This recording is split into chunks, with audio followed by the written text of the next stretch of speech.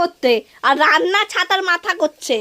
আলু ভাজা বলেছি, একটু আলু ভাজা হওয়ার পরে লঙ্কার গুঁড়া জিরা গুঁড়া দিবা, ও আগেই লঙ্কার গুঁড়া জিরা গুঁড়া দিয়ে দিয়েছে। মেয়েটার জন্য আগে বুঝলো না, আগে নিজের খাওয়ার আগে ছিল, নিজের ঝাল ঝাল ঝাল খাবে, আর বাচ্চাটা কি খাবে কে জানি।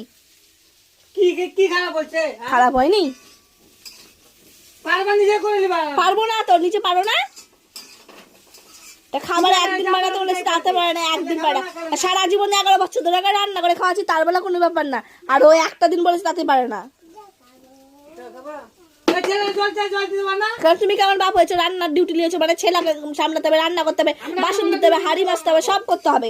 শুধু হাতা খুন্তি লড়াই রান্না হলো না। আমরা শুধু মেয়েরা হাতা খুন্তি শুধু লড়াই না, সব কাজ করি বাড়ির। বাড়িতে থাকলে মজা মনে হয়, একটুখানি ওখানে বসে বসে হাতা খুন্তি লড়াচ্ছে, তাতেই হয়ে গেল। কাটলাম আমি, সিদ্ধ করলাম আমি, সবই করলাম আমি। হ্যাঁ, বাড়া করেছো, ঠিক করেছো, বাড়া চুলকে বেড়াও গা এবার।